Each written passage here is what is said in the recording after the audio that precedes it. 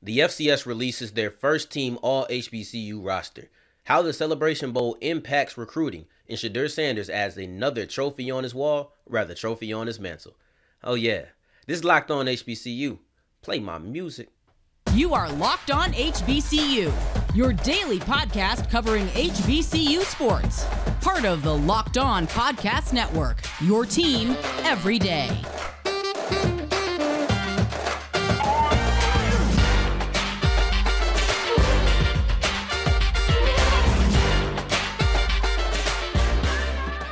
What is going on, family? Welcome back to another episode of the Locked On HBCU podcast, the #1 daily one-stop shop for everything HBCU athletics, Monday through Friday, part of the Locked On Podcast Network, your team every day. And I, of course, am Darian Gray, a.k.a. the Mouth of the South, a Texas Southern alum and former TSU Herald sports editor. Thank you for making Locked On HBCU your first listen of the day. And today's episode is brought to us by Sonos. Sonos is the official sponsor of ESPN College Football. Go to Sonos.com to learn more. And to start off today's episode, we're going to be talking about a fantastic list that the FCS has come up with. And that is the all SWAC, all MEAC combined together, and a little bit of Tennessee State. All HBCU team. They call it the top 2021 HBCU players by position, but really we know what that means. It's just an all HBCU team. That's really what it is.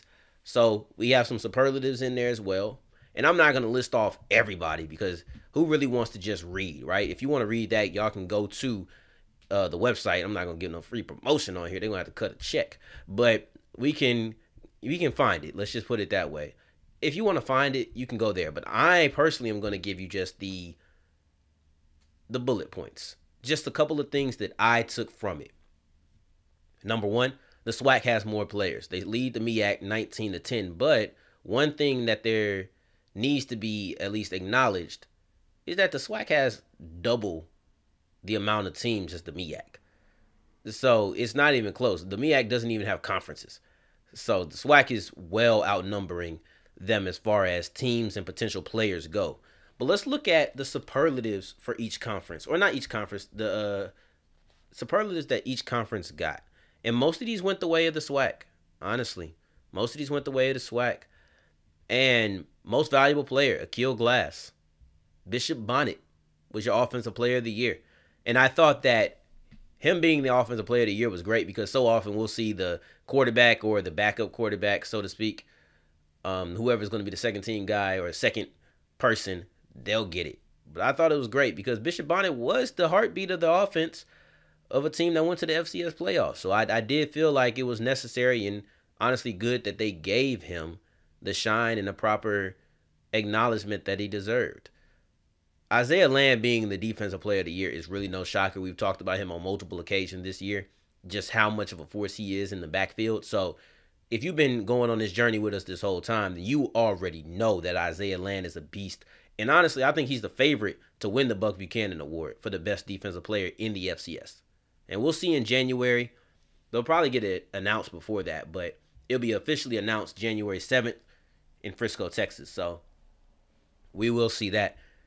But here's a couple of things that I thought were noteworthy, and that's that Akil Glass made it over Jawan Carter. Akil Glass coming from Alabama A&M, Carter coming from Norfolk State. And they explained it on what it was because they had a section of players that they just narrowly missed. You just narrowly missed the achievement of being first team all HBCU. And they give the reasons why. But let's talk about Carter specifically. It can only be one quarterback. I thought it was interesting because these are the same people who are going to vote on the best player in the FCS. So I think this is at least a note that even if it was just those two in the running, they would give the nod to Glass. And this is why. Glass got cold in the middle of the year. He heated back up. It was a 3-game span. They struggled. However, he heats back up. Carter had the lack of team success. This is what they said about Carter. His team lacked success at the end of the season when they were trying to make a championship push. So it seemed like he was very much so knocked for his overall team struggling. And I think Glass was rewarded because he got cold but then got hot. It's a lot of recency bias, right? When you look at it, Texas A&M loses 2 games in the middle of the year, it's not the same as if a team like Michigan State, I can't think of a team that lost 2 off the top of my head, but I'll just do Michigan State because I can think of their loss to Ohio State. It's not the same as if they lost twice at the end of the year. It's just not the same because we just saw it. So I think that's one of those things recently biased. But then also, team success aside, Glass had a record-breaking season. He had multiple records. It was like this was a historic season almost for him, where he had the most yards in Alabama A&M history in a game. It was moments like that that I felt like really got him the nod. Then let's get into the big uglies, man, because I'm about to talk offensive linemen on the pod. Like, are y'all serious right now? I'm about to talk offensive linemen on the pod. Norfolk had 3 offensive linemen make all MEAC team. And then they also had 3 of those linemen, the same linemen, 3 of those linemen make the all FCS HBCU team. And they were chosen as the best unit in the whole rundown. That was one of the superlatives that I just didn't get to. But they were the best unit. And I think that they deserved it. You could say that the Alabama A&M receivers deserved it because they had 2 receivers on the first team, and I would completely understand that. But I'm going to tell you why I personally would give the nod to Norfolk in the offensive line. Because, first off, they had more players. They had 3 players instead of 2. And I understand that there's more starting offensive linemen, but about the same amount of players at each position play every game. And you could have gotten a 3rd receiver. And if you got a 3rd receiver, that's unheard of. I do think that you would have seen them be voted the best unit. But I look at it this way. They're both units, but the offensive line is a cohesive unit. Let's take it into racing terms. The offensive line is a 3-legged race. Tie your ankle to another person's ankle, run that way. The wide receiving room is like a relay where everything you do affects me in a 3-legged race. You move, I move, just like that. But then you look at in a relay, we are all working together to get to a common goal. However, what you do technically does not affect my run.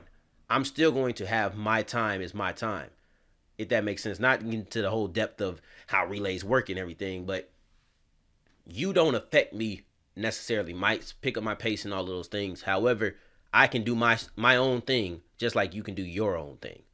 And another thing that stuck out to me was the SWAC dominated on the defensive side of it. And they had 10 out of the 13 defenders were from that SWAC. And 2 of those defenders were from Norfolk. So Norfolk had a lot of people, and we're going to talk about that in a second. But 2 of them came from Norfolk, and the other one was the MEAC Defensive Player of the Year, Jacoby Durant. Keontae Hampton was a part of the team. He wasn't a part of the SWAC first team. He was part of the SWAC second team. But they added an extra linebacker. So they had 4 linebackers instead of 3, and he made it. And they raved about him during the SWAC championship. So you can see why, because the FCS holds him in that type of regard as well as a first team caliber type of player. Of course, they added four of them, but you're part of the 4 best linemen in the HBCU, I guess I should say. And then I want to point out specifically the one Tennessee State player who is Robert Lacy, offensive lineman. And I just want to point him out because he is the only one that is up there and he deserves it. And then lastly, Norfolk had the most amount of players on there with 6. But they did not achieve the team success. And it's one of those things where you say you have all these great players. Why do you not have the team success? And I think it might be even bittersweet for all of the Norfolk players to be like, all these people recognized my talent. We all see it. Because one thing when I know I'm talented, when everybody sees it, it's like, okay, everybody knows we're talented, but we're not getting the job done. Look at Jackson State. Look at Florida A&M. They round out the top 3 because they have 5 apiece. They're in the Celebration Bowl. They're in the FCS playoffs. Those are the type of things that you want as Norfolk, but you didn't have it. So I think it has to be at least a little bittersweet and leave a bad taste in their mouth. Like, yeah, we have great players, but we do not have the success that great players should come with. So that's kind of a bummer for them. But as we continue with today's episode, we're going to be talking about the impact that the Celebration Bowl really has on recruiting, something that maybe not discussed as much, but trust and believe that it does have an impact, and it is a part of this game that will continue going. But something else that I want to talk about is BetOnline. BetOnline has you covered all season with more props, odds, and lines than ever before. As football season continues to march to the playoffs, BetOnline is your #1 spot for all of your sports action. Head to the new desktop or go on your phone on the mobile website, because you're probably listening to me on that right now, and sign up today to receive your 50% welcome bonus on your first deposit. Just use the promo code LOCKEDON, that's LOCKEDON, to receive your bonus. You can do basketball, you can do football, you can do NHL, you can do boxing. I told y'all I've been excited for the UFC, and if you bet some money on Juliana Pena, man, you might really be balling right now, because nobody expected her to shock the world and knock out Amanda Nunes. Nobody saw that, or tap out Amanda Nunes, excuse me. Nobody saw that coming. Or if you don't want to do any of that, you just want to play some casino games, you got that too. But BetOnline is the fastest and easiest way to bet all of your sports. BetOnline, where the game starts. Have you heard of Prize Picks? Prize Picks is daily fantasy made easy, something I love and I know you will too. They're the leader in college sports daily fantasy, have guys from Power Fives, mid-majors, even players that you probably never even heard of, they have them too. And they have more props than you could think of. Yardage, touchdowns, interceptions thrown, fumbles, all of those things. But make sure when you do it, you use the promo code LOCKEDON to get a 100% instant deposit match up to $100. You pick between 2 to 5 players, take the over and under, and it's really you versus the numbers. And you could do mixed sports entries on the same ticket. So if you want to talk about the over on Kyler Murray touchdowns, but you want to take the under on games played by the Bulls, I don't know, they got a COVID breakout. Anything that you could think of, you can do.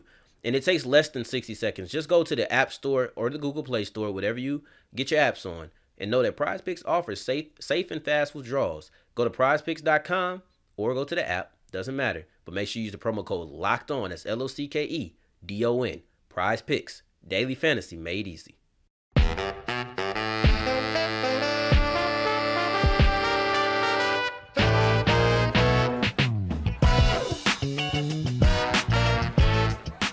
All right, family, as we keep rolling on today's episode of Locked On HBCU, thank you for making us your first listen of the day every day. Make sure you check out the Ultimate College Football Preview 2021. Local experts, betting advice, and draft analysis is the most comprehensive college football playoff preview beginning this Friday. Now I want to talk to you guys about the impact that the Celebration Bowl has on recruiting. And if you guys been on this journey for a while, then you remember us discussing the CP3 HBCU Challenge. It was in the West Coast. It was in Phoenix, Arizona.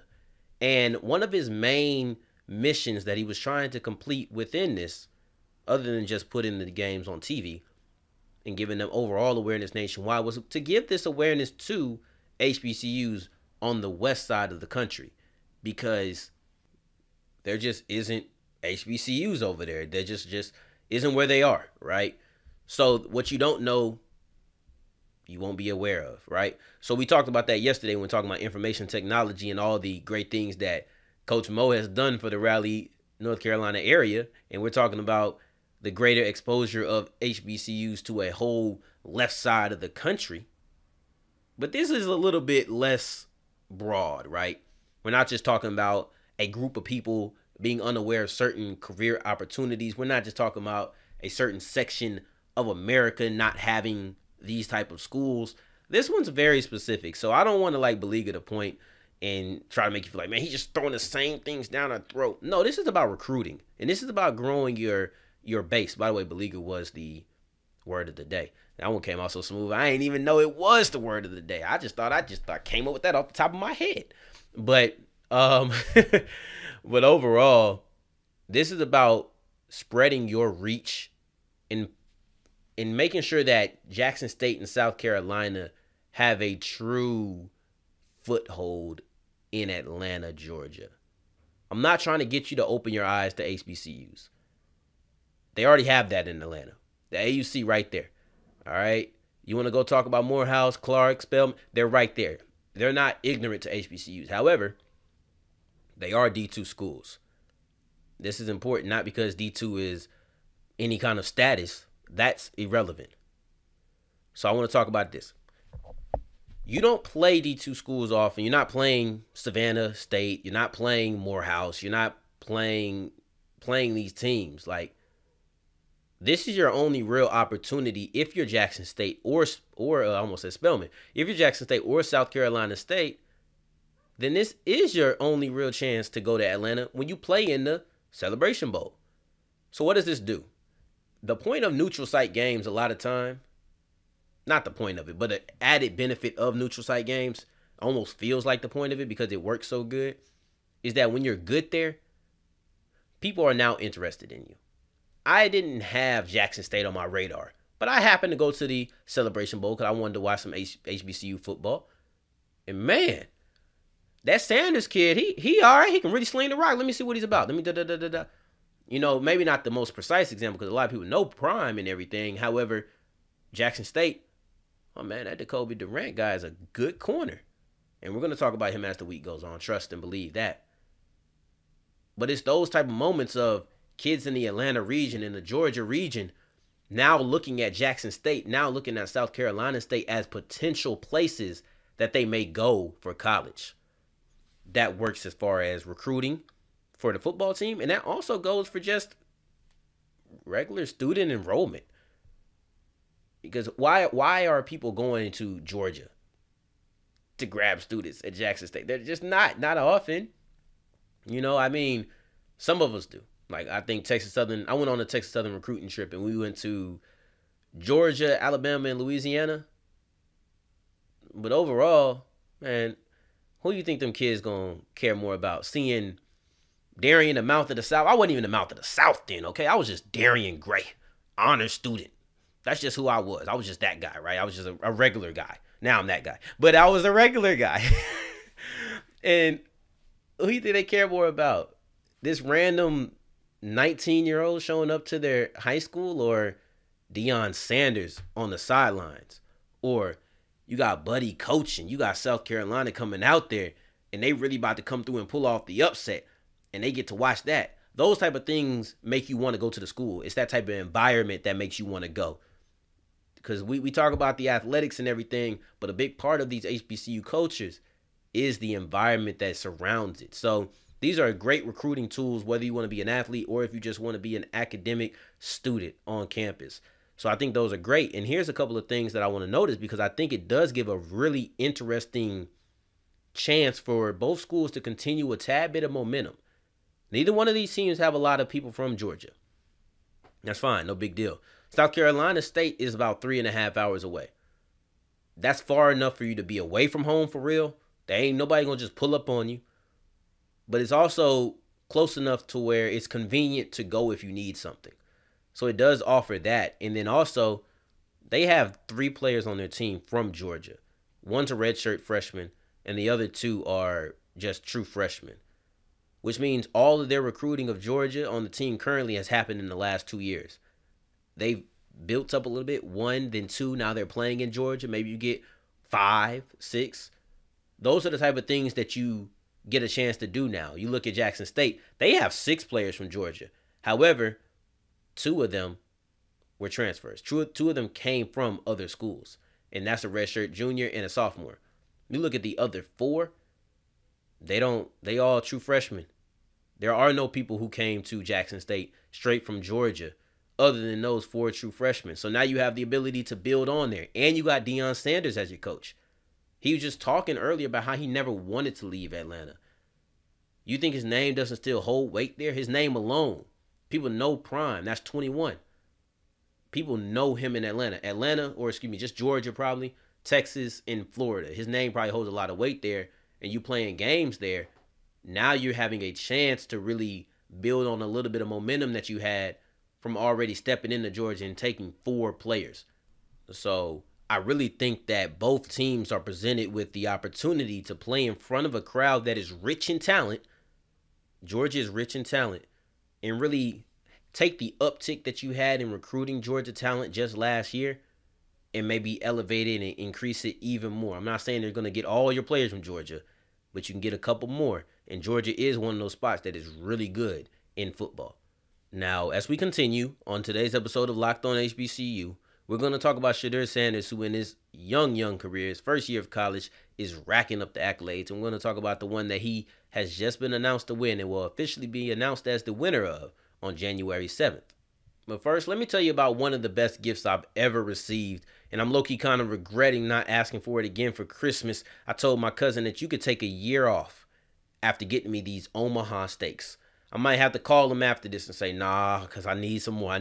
come back for it again during Christmas. The holidays are around the corner, so finding the perfect gift is tricky for some, but not for me when I know Omaha Steaks exist. Make it easy. Get something that friends, families, is an unforgettable gift. They'll all love it. So go to omahasteaks.com, enter college into the search bar to order the perfect gift package. For $99.99, you'll get 24 entrees like that world famous bacon wrap filet mignon that y'all know I love, chicken breast, sides, and desserts, and so much more. So when you use the promo code COLLEGE, you'll also get an additional 8 Omaha Steak burgers with your order. We've heard all the reports of shortages and shipping delays, so do not wait.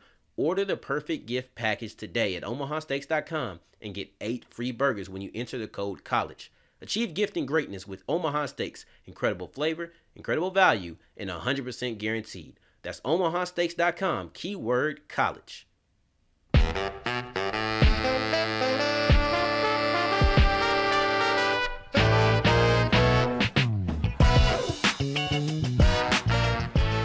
All right, let's keep rolling as we wrap up today's episode of Locked On HBCU, and we're discussing Shador Sanders, the already heavily accomplished and accredited freshman out of Jackson State University, the quarterback. And I want to say something.